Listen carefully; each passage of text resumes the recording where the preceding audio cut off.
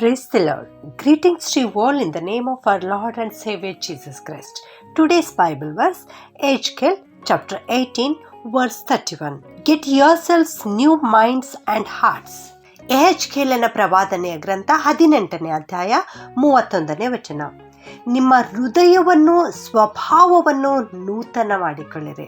ದೇವರು ಇವತ್ತು ನಮ್ಮೊಟ್ಟಿಗೆ ಮಾತನಾಡುತ್ತಿರುವ ವಾಕ್ಯ, ನಿಮ್ಮ ಹೃದಯವನ್ನು ಮತ್ತು ನಿಮ್ಮ ಸ್ವಭಾವವನ್ನು ಹೊಸದಾಗಿ ಮಾಡಿಕೊಳ್ಳಿರಿ, ನೂತನ ಮಾಡಿಕೊಳ್ಳಿರಿ ಎಂಬುದಾಗಿ ಈ ಹೊಸ ವರ್ಷದಲ್ಲಿ ದೇವರು ನಮ್ಮೊಟ್ಟಿಗೆ ಮಾತನಾಡ್ತಾ ಇದ್ದಾರೆ.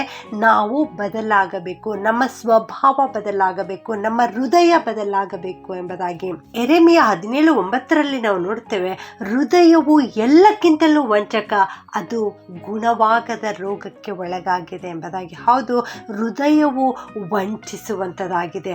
ಹೃದಯಕ್ಕೆ ಬಂದಂಥ ರೋಗ ಗುಣಪಡಿಸಲಿಕ್ಕೆ ಸಾಧ್ಯವಿಲ್ಲ. ಎಲ್ಲರ ಹೃದಯವನ್ನು ಬಲ್ಲಾತನು ನಮ್ಮ ದೇವರಾಗಿದ್ದಾರೆ. ಆದುದರಿಂದಲೇ ಇವತ್ತು ದೇವರು ನಮಗೆ ಹೇಳ್ತಾ ಇದ್ದಾರೆ, ನಿಮ್ಮ ಹೃದಯವನ್ನು ನಿಮ್ಮ ಸ್ವಭಾವವನ್ನು ಬದಲಾಯಿಸಿಕೊಳ್ಳಿರಿ ಎಂಬುದಾಗಿ. ನೂತನ ಸ್ವಭಾವ, ನೂತನ ಹೃದಯ ಹೇಗೆ ಹೊಂದಿಕೊಳ್ಳಬೇಕು? ಅಲ್ಲಿ ನಾವೇನು ಮಾಡಬೇಕಾದ ಅವಶ್ಯಕತೆ ಇಲ್ಲ. ದೇವರೇ ನಮಗೆ ಇದೇ ಎಹೆಜ್ಕೇಲ ಪ್ರವಾದಿಯ ಮೂಲಕವಾಗಿಯೇ ಈ ರೀತಿ ಹೇಳ್ತಾ ಇದ್ದಾರೆ.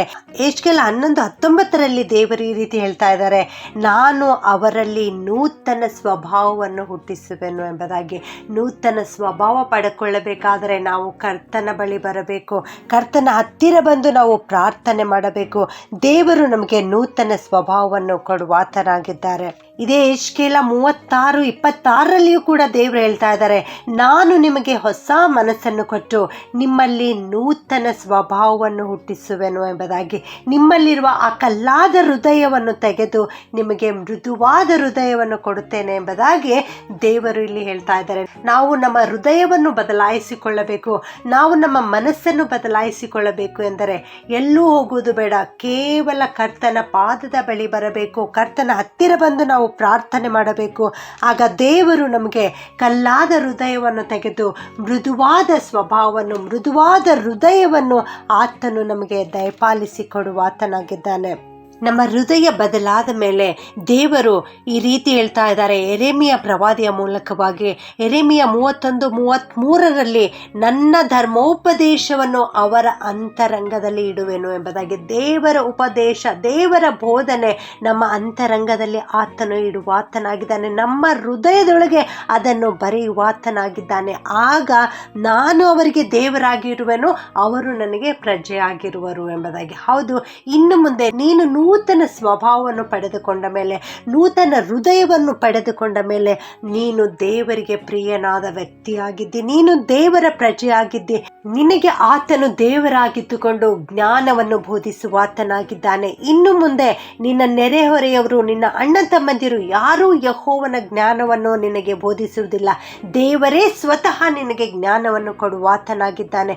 ಚಿಕ್ಕವರು ಮೊದಲುಗೊಂಡು ದೊಡ್ಡವರ ಪರ್ಯಂತರ ಎಲ್ಲರಿಗೂ ದೇವರು ಜ್ಞಾನವನ್ನು ಕೊಡುವಾತನಾಗಿದ್ದಾನೆ, ನೂತನ ಹೃದಯವನ್ನು ಕೊಡುವಾತನಾಗಿದ್ದಾನೆ. ಈ ನೂತನ ಹೃದಯವನ್ನು ನೀನು ಪಡೆದುಕೊಳ್ಳಲಿಕ್ಕೆ ಬಯಸುವುದಾದರೆ ಅರಸನಾದ ದಾವೀದನಂತೆ ನೀನು ಪ್ರಾರ್ಥನೆ ಮಾಡು. ಆತನು ಕೀರ್ತನೆ 51:10 ಈ ರೀತಿ ಪ್ರಾರ್ಥನೆ ಮಾಡ್ತಾನೆ, ದೇವರೇ ನನ್ನಲ್ಲಿ ಶುದ್ಧ ಹೃದಯವನ್ನು ನಿರ್ಮಿಸು, ನನಗೆ ಸ್ಥಿರ ಚಿತ್ತವನ್ನು ಅನುಗ್ರಹಿಸಿ ನೂತನ ಪಡಿಸು ಎಂಬುದಾಗಿ. ಹೌದು ನನ್ನ ಪ್ರಿಯ ದೇವಜನರೇ, ಇವತ್ತು ನಾವೆಲ್ಲರೂ ಈ ಪ್ರಾರ್ಥನೆಯನ್ನು ಮಾಡೋಣ. ದೇವರ ಪಾದದ ಸನ್ನಿಧಿಗೆ ಬರೋಣ. ದೇವರೇ ನನಗೆ ಶುದ್ಧ ಹೃದಯವನ್ನು ಕೊಡು, ನನಗೆ ನೂತನ ಹೃದಯವನ್ನು ಕೊಡು, ನನ್ನ ಸ್ವಭಾವವನ್ನು ಬದಲಾಯಿಸು ಎಂಬುದಾಗಿ ಕರ್ತನ ಪಾದದ ಬಳಿ ಬಂದು ಪ್ರಾರ್ಥನೆ ಮಾಡೋಣ. ಖಂಡಿತವಾಗಿಯೂ ದೇವರು ನಮ್ಮನ್ನು ಆಶೀರ್ವದಿಸುತ್ತಾರೆ. ಪ್ರಾರ್ಥನೆ ಮಾಡಿಕೊಳ್ಳೋಣ. ಪ್ರೀತಿಯ ಪರಲೋಕದ ತಂದೆಯಾದ ದೇವರೇ, ನಿಮಗೆ ಸ್ತೋತ್ರ ಉಂಟಾಗಲಿ ಕರ್ತನೆ. ಇಂದು ನೀವು ಕಲಿಸಿಕೊಟ್ಟಿರೋ ವಾಕ್ಯಕ್ಕೋಸ್ಕರ ವಂದಿಸ್ತೇನೆ ದೇವ. ಹೌದು ಸ್ವಾಮಿ, ಹೃದಯವು ಎಲ್ಲಕ್ಕಿಂತಲೂ ವಂಚಕ, ಗುಣವಾಗದ ರೋಗಕ್ಕೆ ಒಳಗಾಗಿದೆ ಏನೋ ವಾಕ್ಯದ ಮೂಲಕವಾಗಿ ಇವತ್ತು ಮಾತನಾಡಿದ್ದೀರಿ ದೇವ. ನಿಮಗೆ ಸ್ತೋತ್ರ. ನಿಮ್ಮ ಹೃದಯವನ್ನು, ನಿಮ್ಮ ಸ್ವಭಾವವನ್ನು ನೂತನ ಮಾಡಿಕೊಳ್ಳಿರಿ ಎಂಬುದಾಗಿ ಕಲಿಸಿದ್ದಿ ತಂದೆಯೇ, ನಿಮಗೆ ಸ್ತೋತ್ರ. ಈ ಹೊಸ ವರ್ಷದಲ್ಲಿ ದೇವ ನಾವೆಲ್ಲರೂ ನೂತನ ವ್ಯಕ್ತಿಗಳಾಗಿ ಜೀವಿಸಲು ಬಯಸುತ್ತೇವೆ ಪ್ರಾರ್ಥಿಸುತ್ತೇವೆ ಕರ್ತನೆ. ನೀವು ಆಶೀರ್ವಾದ ಮಾಡಿರಿ ಸ್ವಾಮಿ. ನಿಮ್ಮ ಜ್ಞಾನವನ್ನು, ನಿಮ್ಮ ಧರ್ಮೋಪದೇಶವನ್ನು ನಮ್ಮ ಹೃದಯದಲ್ಲಿ ಬರೆಯಿರಿ ಕರ್ತನೆ. ನಮ್ಮ ಹೃದಯದ ರಾಜನು ನೀವು ಆಗಿದ್ದುಕೊಂಡು ನಡೆಸಿರಿ ಸ್ವಾಮಿ. ಇಂದಿನಿಂದ ನಾವೆಲ್ಲರೂ ನೂತನ ವ್ಯಕ್ತಿಗಳಾಗಿ ಜೀವಿಸಲಿಕ್ಕೆ ಕೃಪೆ ಮಾಡಿ ನಡೆಸಬೇಕಾಗಿ ನಜರೇತಿನ ಯೇಸುವಿನ ನಾಮದಲ್ಲಿ ಪ್ರಾರ್ಥಿಸುತ್ತೇನೆ ತಂದೆಯೇ. ಆಮೆನ್.